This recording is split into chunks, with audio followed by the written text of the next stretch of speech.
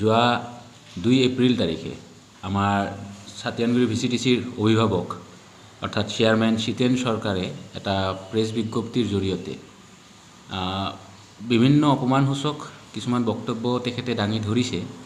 সেয়ালৈ পিছলৈ আহি আছোঁ। তাৰ আগতে যিখিনি কথা ক'বলৈ গৈ আছোঁ সেয়া হৈছে যোৱা 28 তাৰিখে আমি মাটিয়াপাৰা অঞ্চলত এটা ড্ৰেইন খনন লৈ এটা সংবাদ মাধ্যমৰ মাধ্যমেৰে অৱগত কৰাইছিলোঁ যে এইখন ড্ৰেইন এটা যি স্কিমৰ বাহিৰে বা তেওঁ মৌখিকভাৱে তেওঁ কৈছিলে যে 10 লাখ টকাৰ এটা চেংচন আছে আৰু সেই চেংচন মতে তেওঁলোকে ড্ৰেইনটো কৰিছে বা ৰাইজক এটা পকী নালাৰ এটা আশ্বাস দিছিলে আৰু 28 তাৰিখে সেইটো লৈ আমি সংবাদ মাধ্যমত এটা হেৰি দিছিলোঁ। তাৰপিছত 29 তাৰিখে আমি চাৰাগাঁৱত এখন ফলক দেখা পালোঁ, যিখন MG এনৰেগাৰ ফলক আছিলে আৰু এই ফলকখনত 7 লাখ টকাৰ এটা স্কিম দেখুৱাইছিলে উইথ বক্স কালভাৰ্ট আৰু সেই তথ্যও আমি সদৰি কৰিছোঁ। আৰু 29 তাৰিখে আমি বিডিঅ'ক লগ ধৰিলোঁ আৰু বিডিঅ'ক লগ ধৰি পেলাই আমি যিটো অৱগত হ'লোঁ যে তেনেধৰণৰ কোনো স্কিমেই শীতেন সৰকাৰে আনা নাই, কেৱল ৰাইজক মিছগাইড কৰাৰ কাৰণে তেনেধৰণৰ স্কিম অনা বুলি ফলক লগাইছে আৰু তাৰে উদ্ঘাটন পৰ্ব সামৰিছে।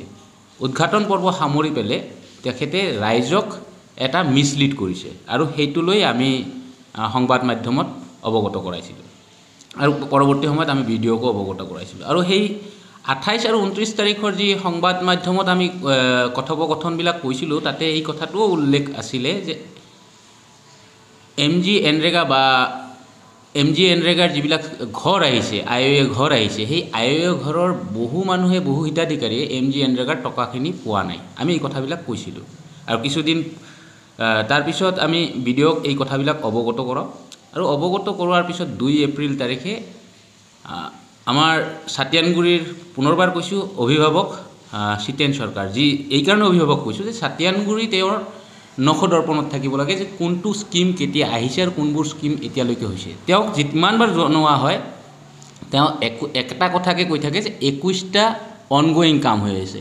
আজিলৈকে কিমানটা কাম সম্পূৰ্ণ হ'ল তেওঁ ক'ব নোৱাৰে।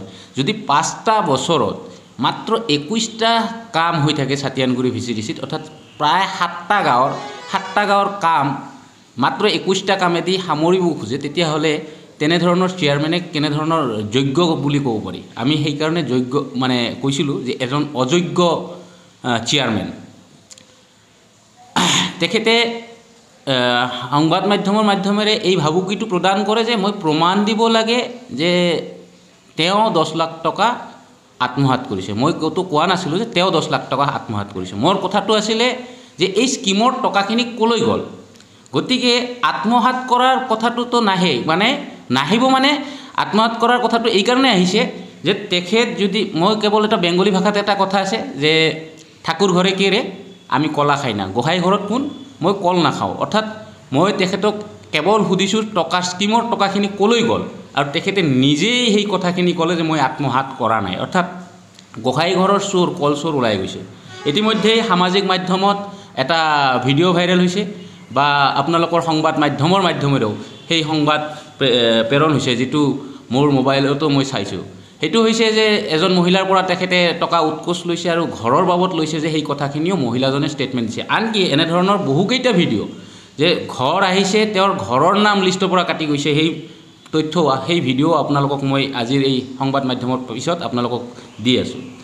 আৰু সেইকাৰণেই তেওঁ যি অসভ্য অশ্লীল ভাষাবোৰ তেওঁ সামাজিক মাধ্যমত মোৰ বিৰুদ্ধে উত্থাপন কৰিছে আৰু মোক যেনেধৰণে এটা সমাজৰ নজৰত এটা সেৱাপন্ন কৰাৰ কাৰণে যি সিদ্ধান্ত লৈছে, সেইকাৰণেই মই যোৱাকালি এখন চিআৰ কেছ তেওঁৰ নামত দাখিল কৰোঁ আৰু তাৰে section 403, 417, 499, 500, 501, 294 Indian penal code read with section 67 information technology এক্টৰ আওতাত লগাইছোঁ। আৰু এয়া হৈছে BNS যদি কওঁ আমি ভাৰতীয় ন্যায় সংহিতা, সেই ভাৰতীয় ন্যায় সংহিতা মতে হ'ব 314, 318, 356(1), 356(2), 356(3), 296 ভাৰতীয় ন্যায় সংহিতাৰ আওতাত তেওঁৰ নামত এটা ডিফেমেশ্যন কেছ ৰুজু কৰা হৈছে। ইতিমধ্যে কেছৰ কাগজখিনি আছে আমাৰ হাতত।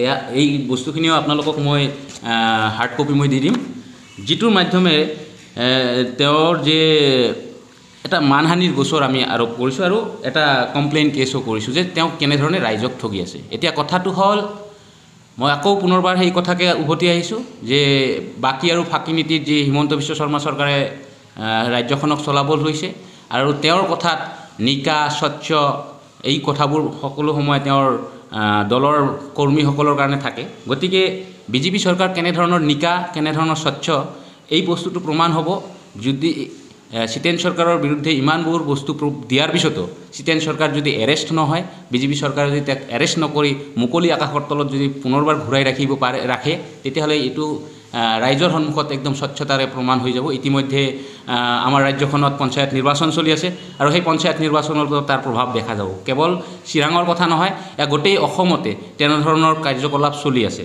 এতিয়া কেৱল মই চিতেন চৰকাৰৰ বিৰুদ্ধে বা চিতেন চৰকাৰৰ যিখিনি তথ্য পাইছোঁ সেইখিনি তথ্য আপোনালোকৰ সন্মুখত অৱগত ৰাখিছোঁ। অহা দিনত চিতেন চৰকাৰ অকলে নহয়, যে এই চিতেন চৰকাৰৰ যে এটা ডাঙৰ বিশাল এটা গেং যে আছে, তেওঁৰ মেম্বাৰ্ছ হওক বা তেওঁ অন্য মেম্বাৰ্ছৰ বাহিৰেও বহু ল'ৰা পুহি ৰাখে, যিসকলে এই কালেকশ্যনসমূহ কৰি দিয়ে। ইতিমধ্যে আমি গাঁওবিলাকত ছাৰ্ভে চলাই আছোঁ আৰু ছাৰ্ভেৰ মাধ্যমত আমাৰ হাতত বহুখিনি তথ্য আহিছে।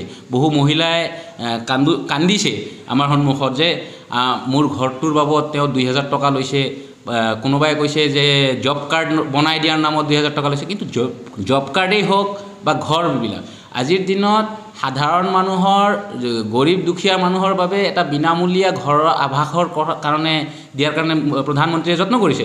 কিন্তু এই মেম্বাৰসকলে, চেয়াৰমেনসকলে তেওঁলোকৰ পৰা যি ধৰণে আত্মসাৎ কৰি পেলাই টকা উৎকোচ লৈ পেলাই, কাৰণ সাধাৰণ মানুহে এইখিনি নাজানে যে তেওঁলোকে উৎকোচ দি আছে নে নাই। তেওঁলোকক কোৱা হয় যে আপোনালোকক যদি ফটোটো মাৰিব লাগে তেতিয়াহ'লে 500 টকা দিব লাগিব, 500 টকা নিদিলে আমি ফটো নামাৰোঁ।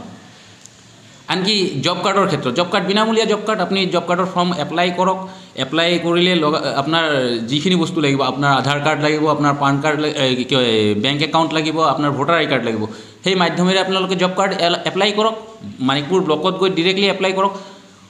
অতি কম সময়ৰ ভিতৰত আপোনালোকে জব কাৰ্ড পাব, কোনো পইচা ক'তো দিব নালাগে। কিন্তু চিতেন চৰকাৰে এই জব কাৰ্ড দিয়াৰ নামতো জব কাৰ্ড ব্লক দেখুৱাই পেলাই তেওঁলোকে 2000 টকা, 1000 টকা লোৱাৰ বহু মানুহৰ কথা আমাৰ ইয়াতে ৰেকৰ্ডিঙত আছে, ভিডিঅ' আছে, বহুতে আমাক এইখিনি তথ্য দিছে। গতিকে মই এই বস্তুখিনিও আপোনালোকক দি দিম, যাতে এই সংবাদ মাধ্যমত যাতে আপোনালোকে ৰাইজৰ সন্মুখত বিজেপিৰ যি ধোৱা নীতি, সেই ধোৱা নীতিখিনি যাতে আপোনালোকে স্পষ্ট কৰিব পাৰে, লগতে চিতেন চৰকাৰৰ যি নীতি, সেই নীতিখিনিও আপোনালোকে যাতে স্পষ্ট কৰিব পাৰে। এইখিনিয়ে ক'বলৈ